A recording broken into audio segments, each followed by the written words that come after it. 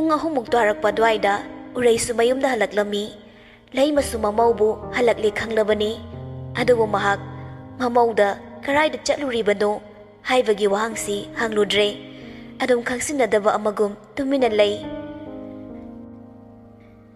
Numidang wairam osilaklabada uraisu yumgi mau ama oina tawfam thokpa mathausing pangthokli.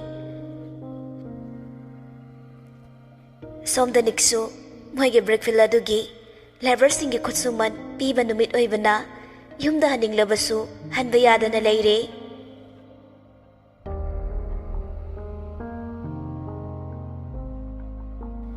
Asumna numisu sumsum tasilagli pungsu asum haujinkre.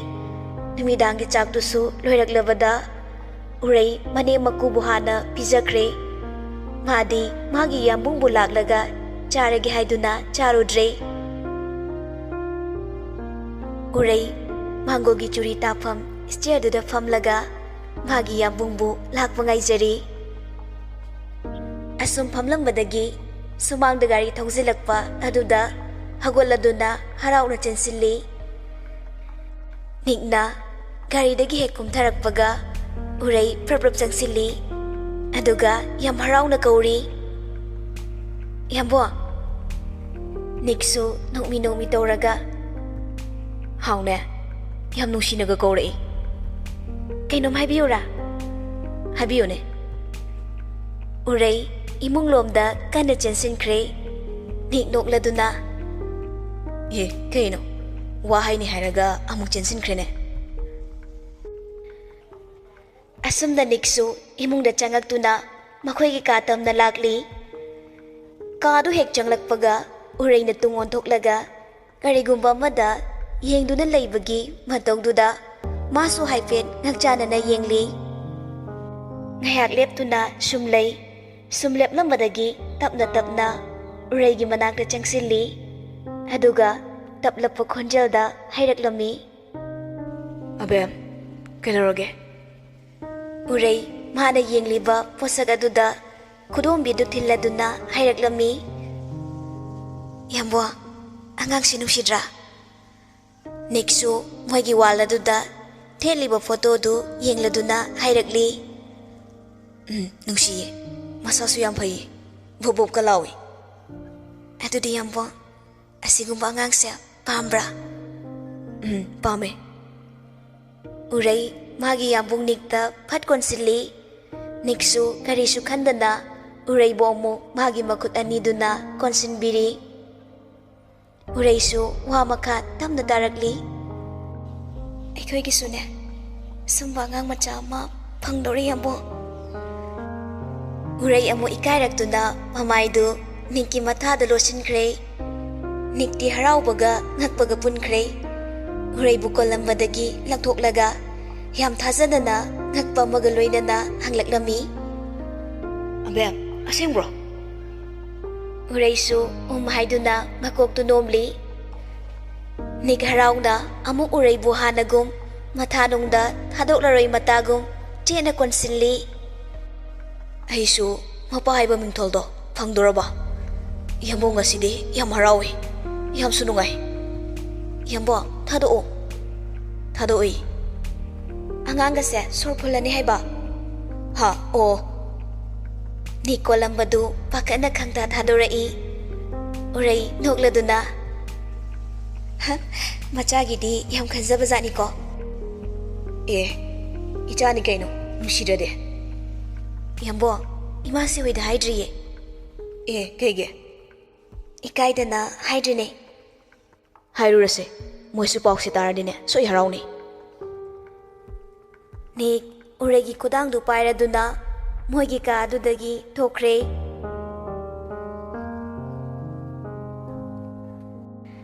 Nik tarakliba mitki pirang mariktu makutuna sasanan thokli. Sum khanjilubada thamoidusu ipete tharakle. Laikhidraba mana chatkhrabasu laihoriba miyoi kayagi thamoidi ningamdaba awaba maichaktana yomhore. Angang oiriba karisu khangzadriba Rasel mana khanglakpa mikuptana kari khangalagana amu kari oirakpa.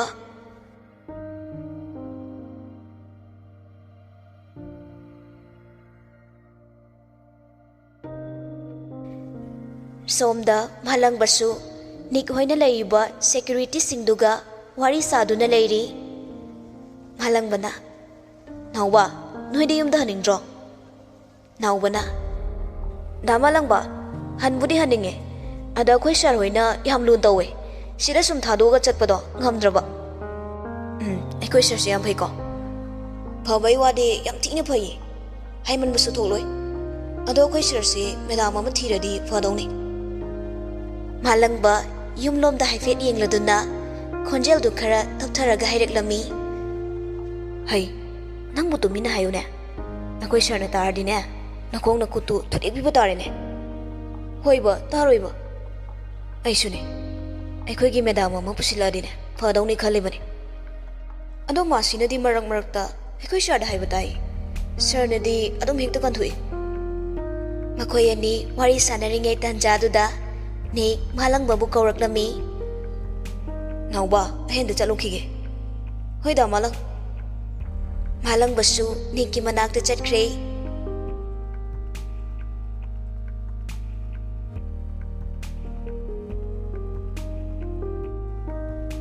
Mathangi numit ni niksu masagi thabak achinba kaya laibana ayuk nganta hauduna thabak mafam singda chatnaba haiduna sem sarari. Phana warabasu tunglinglabasu mahalangba magi sardik hagole haiba khanglabada masu tungda mangda adum hagolakle. Asumna ayuki pung 9 mo tasilakpa dwaidani nik mahalangba amadi magi driver ga makhoi ahummak moigi breakfield du tamna lakli. Gari manungdani nikna malangba lakadoriba manager dugi maming du kayaba. Malangba ngaya khallaga hairei. Sir aisu ningsing mangamdre horen ada yoraga adum yenglose aina fazana magi profile ama semlaga thamlobani. Nik makha taraktre asumna moisu ngaya ki matung moigi breakfield du yore pungsu ngalliba matam moibana aduda thabak suba yauriba sinmi singdu amata laklamdri. Niksu mahalangbaga punna magi cabin tamna lakli manungda changaktuna chair amada phamthai. Mahalangbasu rek aduda marol naina thamliba file singdugi maraktagi manager oigedoriba adugi details pumnamak yawa file du thiri. Phangladuna file du puraga nikki table mathakta thamli. Niksu paikhatuna hek hangdoke tawbaga mapanda thong thilakpaduda chaplepi. Mahalangba perpap chatuna thong du hangdoklui. Nupa amana sir amta changjarake. Nikna oh yani chango.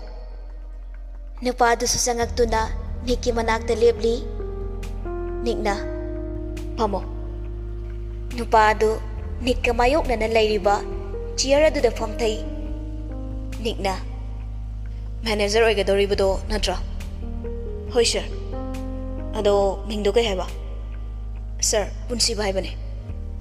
Okay punsiba breakfield asigi rules and regulation fazana khangloba natra. Hoi sir pumna khangjare. Khwai maru oina aina hainingbadi sida thabak suriba suribising sigi mafamdane usitaba natraga hanthana yengbadi khak yaroi pumnamak manaba miryengda yenggadabani. Punsiba yam tapna dum khumlaklami.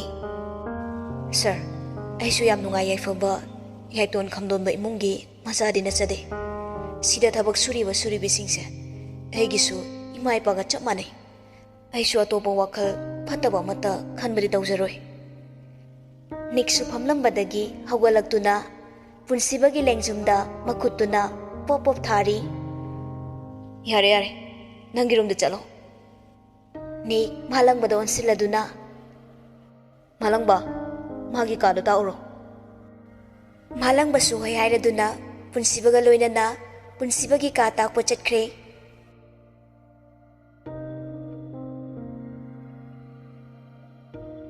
Laima phone da wari sari.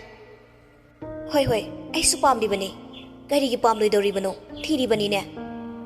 Nupiduna nupi machadusune mabuk mapaudi onthokna phakrabazanida. Laimana aigi haibabune imung koiba haibi ingtapi ꯄꯨꯝꯅꯃꯛꯄꯨ ꯑꯃꯠꯇ ꯑꯣꯏꯅ ꯅꯨꯡꯁꯤꯕꯒꯤ ꯃꯤꯠꯌꯦꯡꯗ ꯌꯦꯡꯕ ꯉꯝꯕꯤ ꯁꯛ ꯊꯤꯔꯁꯨꯅꯦ ꯑꯀꯥꯏꯕ ꯂꯩꯇꯦ ꯑꯗꯣ ꯏꯕꯨꯡꯉꯣꯅꯕꯨ ꯌꯥꯒꯗꯧꯔꯤꯕ꯭ꯔꯥ ꯁꯤꯅꯤ ꯍꯣ ꯃꯥꯕꯨꯗꯤꯅꯦ ꯑꯩꯅ ꯌꯥꯅꯕ ꯇꯞꯅ ꯇꯞꯅ ꯑꯗꯨꯝ ꯋꯥꯔꯤ ꯁꯥꯕ ꯍꯧꯒꯦ ꯃꯃꯥ ꯑꯩꯅ ꯍꯥꯏꯕꯗꯕꯨ ꯀꯔꯤꯒꯤ ꯌꯥꯔꯣꯏ ꯑꯩꯅ ꯄꯥꯈꯠꯂꯤꯕꯗꯤꯅꯦ ꯅꯨꯄꯤ ꯃꯆꯥꯗꯨꯗ ꯋꯥꯗꯤ ꯍꯧꯗꯣꯛꯂꯨꯔꯒ ꯀꯔꯤ ꯑꯃꯨꯛ ꯍꯥꯏꯔꯛꯄ ꯏꯆꯦꯝꯁꯦ ꯁꯣꯝꯒꯤꯗꯤꯅꯦ ꯑꯩꯅ ꯐꯅꯕ ꯁꯤꯟꯒꯦ ꯏꯕꯨꯡꯉꯣꯗꯨꯗꯅꯦ ꯌꯥꯅꯕ ꯍꯥꯏꯌꯣ ꯍꯣꯏ ꯍꯣꯏ ꯑꯩꯁꯨ ꯋꯥꯁꯦ ꯇꯟꯖꯥ ꯌꯦꯡꯂꯒ ꯍꯧꯗꯣꯛꯂꯒꯦ ꯏꯆꯦꯝꯁꯦ ꯑꯗꯨꯗꯤꯅꯦ ꯑꯩ ꯀꯣꯟꯅ ꯑꯃꯨꯛ ꯄꯥꯎ ꯐꯥꯎꯔꯛꯂꯒꯦ ꯊꯝꯃꯦꯀꯣ ꯊꯝꯃꯣ ꯊꯝꯃꯣ ꯐꯣꯟꯗꯣ ꯊꯝꯈꯤꯕꯒ ꯂꯩꯃꯁꯨ ꯃꯃꯤꯠ ꯀꯨꯞꯇꯕ ꯃꯈꯩ ꯋꯥꯈꯜ ꯍꯥꯏꯐꯦꯠ ꯈꯟꯗꯨꯅ ꯂꯩ ꯍꯟꯗꯛꯇꯤ ꯏꯕꯨꯡꯉꯣꯅ ꯌꯥꯗꯕ ꯁꯨꯛꯌꯥ ꯌꯥꯔꯣꯏ ꯑꯩꯅ ꯌꯥꯅꯕ ꯍꯥꯏꯅꯒꯅꯤ ꯑꯁꯨꯛ ꯐꯕ ꯇꯥꯟꯖꯥꯁꯦ ꯃꯥꯡꯍꯟꯕ ꯍꯧꯅꯗꯦ 이수 사나기 칼라가 마부 아이나네 따호이바 누피 아마디 티진비다바 야트레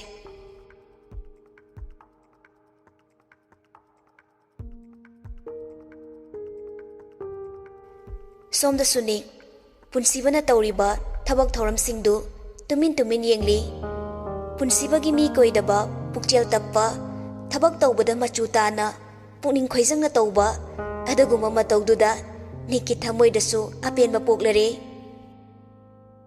ꯅꯤꯛꯅ ꯃꯂꯪꯕ ꯄꯨꯟꯁꯤꯕꯁꯦ ꯉꯁꯤꯗ ꯂꯥꯛꯂꯁꯨꯅꯦ ꯊꯕꯛ ꯇꯧꯕꯗ ꯄꯨꯛꯅꯤꯡ ꯆꯪꯕ ꯃꯊꯃꯣꯏ ꯁꯦꯡꯕꯒꯤ ꯃꯃꯤ ꯑꯃ ꯇꯥꯏꯅꯦ ꯃꯂꯪꯕꯅ ꯍꯣꯏ ꯁꯔ ꯑꯩꯁꯨ ꯎꯖꯔꯦ ꯊꯃꯣꯏꯗꯤ ꯁꯦꯡꯂꯦ ꯍꯥꯏꯕꯗꯤ ꯈꯪꯂꯦ ꯑꯩꯈꯣꯏꯒꯤ ꯕ꯭ꯔꯤꯛ ꯐꯤꯜ ꯑꯁꯤꯁꯨ ꯃꯤꯌꯥꯝꯅ ꯍꯦꯟꯅ ꯄꯥꯝꯅꯕ ꯅꯣꯡꯃꯒꯤ ꯁꯣꯏꯗꯅ ꯄꯨꯟꯁꯤꯕꯒꯤ ꯃꯄꯥꯜꯅ ꯆꯥꯎꯈꯠꯂꯛꯀꯅꯤ ꯍꯥꯏꯕꯁꯤ ꯑꯩꯒꯤ ꯊꯥꯖꯕꯅꯤ ꯃꯗꯨꯃꯛꯅꯤ ꯑꯩꯁꯨ ꯈꯜꯂꯤꯕ ꯐꯔꯦꯁꯦ 이바니ꯁꯨꯅꯦ ꯍꯜꯂꯁꯤ ꯉꯁꯤꯗꯤ ꯒꯥꯔꯤꯁꯨꯅꯦ ꯄꯨꯔꯛꯀꯅꯤ ꯍꯥꯏꯕꯅꯤ ꯗꯨꯀꯥꯟ ꯐꯥꯎꯗ ꯌꯧꯊꯣꯛꯂꯨꯔꯁꯤ ꯄꯨꯡ 3ꯒꯤ ꯃꯈꯥꯗꯒꯤꯗꯤ ꯀꯔꯤ ꯁꯦꯗ꯭ꯌꯨꯜ ꯂꯩ ꯁꯔ ꯄꯨꯡ 3ꯗꯗꯤ ꯑꯩꯈꯣꯏꯒꯤ ꯀꯪꯂꯩꯄꯥꯛ ꯁꯣꯄꯤꯡ ꯃꯣꯜꯗ ꯆꯠꯀꯗꯕꯅꯤ ꯑꯗꯨꯒ ꯄꯨꯡ 4 ꯆꯞ ꯆꯥꯅ ꯐꯦꯛꯇꯣꯔꯤꯁꯤꯡꯗ ꯑꯃꯨꯛ ꯆꯠꯀꯗꯕꯅꯤ ꯃꯁꯤꯅ ꯁꯔ ꯉꯁꯤꯒꯤ ꯁꯦꯗ꯭ꯌꯨꯜꯗꯤ ꯂꯣꯏꯔꯦ ꯄꯨꯡꯁꯤ 3ꯕꯨꯗꯤ ꯇꯥꯗ꯭ꯔꯤ ꯑꯗꯨ ꯑꯣꯏꯔꯁꯨ ꯑꯗꯨꯝ ꯌꯧꯊꯣꯛꯂꯨꯔꯁꯤ ꯍꯣꯏ ꯁꯔ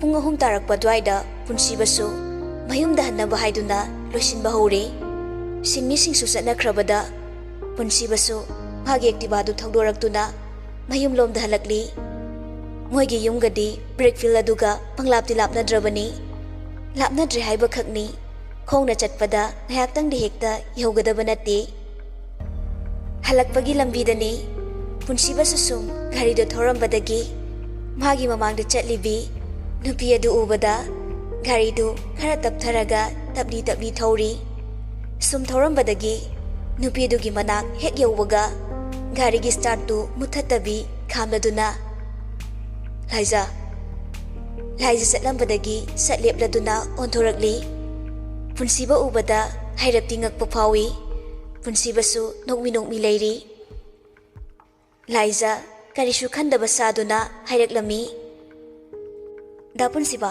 ꯀꯥꯏ ꯆꯠꯂꯨꯕꯅꯣ ꯊꯕꯛ ꯑꯃ ꯆꯠꯂꯨꯕꯅꯦ ꯅꯪꯗꯤ ꯀꯥꯏ ꯆꯠꯂꯨꯏꯅꯣ ꯍꯌꯦꯡꯗꯒꯤ ꯐꯤ ꯁꯥꯕ ꯍꯧꯒꯦꯅ ꯀꯩꯊꯦꯜꯗꯒꯤ ꯂꯪ ꯂꯩꯔꯨꯕꯅꯦ ꯗꯥ ꯄꯨꯟꯁꯤꯕ ꯑꯗꯨꯗꯤ ꯑꯩ ꯑꯃꯨꯛ ꯆꯠꯂꯒꯦꯀꯣ ꯂꯥꯏꯖꯥ ꯈꯣꯡ ꯊꯥꯡꯗꯨꯅ ꯆꯠꯄ ꯍꯧꯏ ꯄꯨꯟꯁꯤꯕꯅ ꯇꯍꯥ ꯍꯥꯏꯔꯛꯂꯝꯃꯤ ꯂꯥꯏꯖꯥ ꯉꯥꯏꯈꯨꯋꯣ ꯂꯥꯏꯖꯥ ꯃꯊꯟꯇ ꯇꯨꯃꯤꯟꯅ ꯁꯣꯜꯂꯤ ꯑꯁ ꯄꯨꯟꯁꯤꯕ ꯒꯥꯔꯤꯗꯒꯤ ꯀꯨꯝꯊꯗꯨꯅ ꯁ꯭ꯇꯥꯔꯠꯇꯨ ꯃꯨꯠꯊꯠꯂꯒ ꯃꯥꯅ ꯑꯣꯏꯅ ꯏꯜꯂꯒ ꯂꯥꯏꯖꯥꯒꯤ ꯃꯅꯥꯛꯇ ꯆꯪꯂꯛꯂꯤ ꯂꯥꯏꯖꯥ ꯑꯩ ꯊꯤꯜꯂꯝꯃꯒꯦ ꯌꯥꯔꯦꯗ ꯑꯩ ꯑꯗꯨꯝ ꯆꯠꯂꯒꯦ ꯅꯨꯡꯉꯥꯏꯇꯤꯌꯦ ꯀꯩꯒꯤ ꯁꯨꯝ ꯗꯥ ꯄꯨꯟꯁꯤꯕ ꯁꯥꯎꯒꯅꯣ ꯑꯩ ꯑꯗꯨꯝ ꯆꯠꯆꯔꯒꯦ ꯍꯣꯏ ꯀꯩꯁꯨ ꯊꯤꯡꯗꯦꯗ ꯊꯤꯡꯕꯒꯤ ꯍꯛꯁꯨ ꯂꯩꯇꯤꯌꯦ ꯂꯥꯏꯖꯥ ꯆꯠꯂꯝꯕꯗꯒꯤ ꯆꯞ ꯂꯦꯞꯄꯤ ꯄꯨꯟꯁꯤꯕꯒꯤ ꯃꯔꯧ ꯂꯩꯅ ꯍꯥꯏꯔꯛꯂꯤꯕ ꯋꯥꯍꯩ ꯑꯗꯨꯗ ꯍꯦꯟꯅ ꯃꯥꯕꯨ ꯂꯥꯟꯅ ꯂꯧꯈ꯭ꯔꯅꯤ ꯈꯜꯂꯨꯗꯨꯅ ꯀꯔꯤꯁꯨ ꯍꯥꯏꯗꯅ ꯄꯨꯟꯁꯤꯕꯒꯤ ꯒꯥꯔꯤ ꯃꯅꯤꯡꯗ ꯐꯠ ꯀꯥꯈꯠꯇꯨꯅ ꯇꯣꯡꯈꯠꯂꯤ ꯄꯨꯟꯁꯤꯕꯗꯤ ꯑꯁꯨꯝꯅ ꯂꯥꯏꯖꯥꯒꯤ ꯊꯥꯖꯗꯕ ꯃꯇꯧ ꯑꯗꯨꯗ ꯍꯔꯥꯎꯕꯩ ꯀꯩꯕꯣꯏ ꯋꯥꯈꯜꯒ ꯌꯧꯈ꯭ꯔꯦ ꯃꯨꯠꯀ ꯑꯔꯣꯏꯕꯤꯗ ꯌꯧꯈ꯭ꯔꯕꯅꯤ ꯒꯥꯔꯤ ꯑꯗꯨ ꯃꯌꯨꯝ ꯌꯧꯈ꯭ꯔꯅꯤ ꯈꯟꯕꯒꯤꯔ ꯈꯪꯗꯦ ꯇꯞꯂꯤ ꯊꯧꯔꯤ ꯂꯥꯏꯖꯥꯗꯤ ꯄꯨꯟꯁꯤꯕꯒꯤ ꯇꯧꯔꯤꯕ ꯃꯇꯧ ꯑꯗꯨꯗ nokningbana loirabani madi hena lana lawkrani khanduna tongba khakni Laiza matomda khanjai tawrisi ngonhe masaksiga mutkase aroibini ba manungai se aina yam tokningnaga tonglakpadu ngairi yengbabu phana nungairi phabu phareda nungsa maraksidane chatpasu wari bani asumna Laiza khogi thongal mapaduda punsibana gari du khamle Laiza su changle ke haiba waisi khakta makhairam naga changkhre Laiza moigi thongal du he kansilakpaga maningdagi khonjel amana hairaklami oi nupi ngai khunang Laiza kaurakliba khonjel adugi maikai tamnon thorakli Pinky leptuna leirami Pinky Laiza gi manakta prapap changsilaklaga hingjabi nawasiga kai chatloino kei wangang no dubo ho khangjare loino ho bazani ko hajik thilami do chal he bab yam phakinu imit sine hori sibo ba phaba mung taraba hai sono wa hege tawo kei wano Laiza punsibaga maga karamna lakmina ki haibagi wari du liri wari du taba loiraga Pinkina madi harawramani ne nong phadokni ado nangoin khangnaroba ai haibigeba dat taningde jot chabam ta haidimi ai chale thabak lehawi Pinky huttana maning thangatuna chenkhre Laiza sunok laga Pinky na chenkhibadu yengduna leihori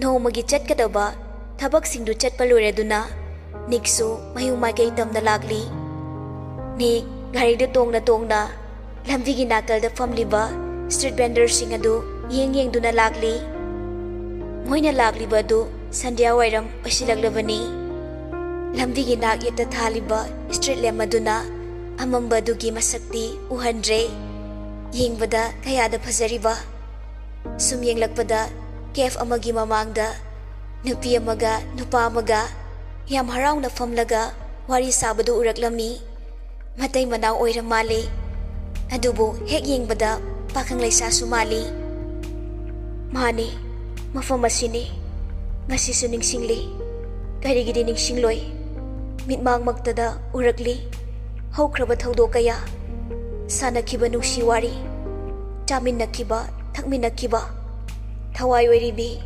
pumnamaktagi heli khanjakibi mahag aduga chakhaurabasu thamoi nungda ure mafam adude nungaibagi haraubagi mami kaya ama karamnabu kauruni punsigi kaungamlaroidaba thaudo kaya ama leihorabada wakatchabasu ngamjada karidi upai lei premgi dhara sinthajaba natana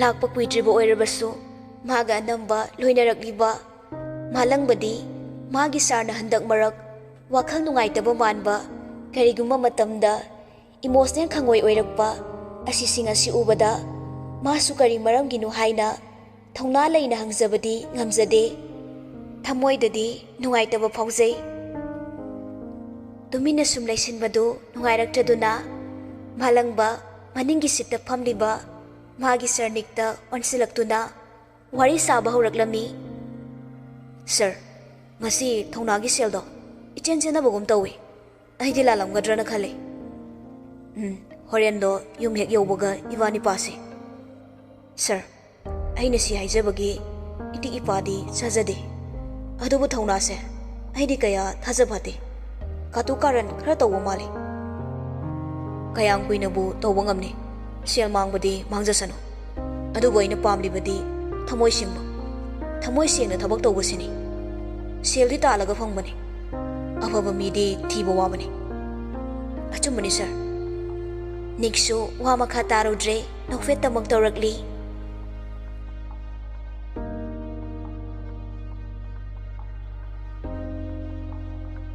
asumna numit kharani di haujankhre laima machanupagi manakta chakap ama pairaduna tapna nakalda famtharai.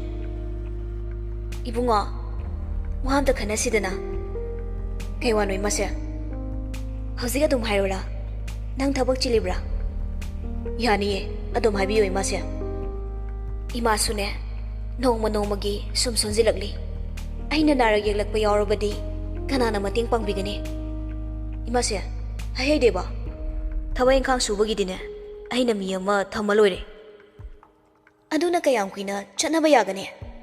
Imasidine tungkoiba pami. Aina sikiba thoklabasune. Imung sibu ngakpi senbi bahaigadauba misak ama pami.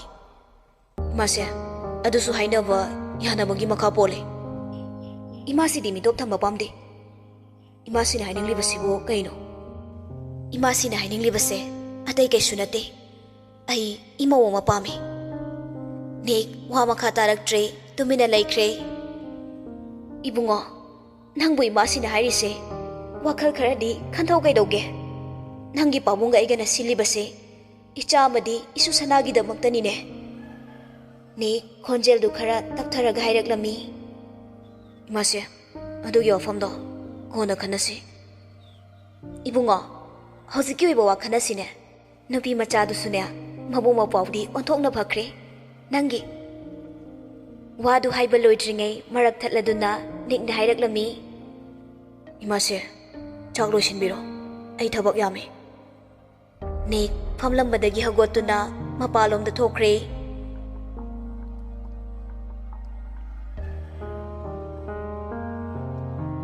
Nongma numit amadani laijasu numit chupa ama lembada kol hanjin hanjin taujari. Adubo pairakpa kaubudi leiramde. Supai pairaktabaduda lapnaga laikre. Wakhal maon khalaklammi.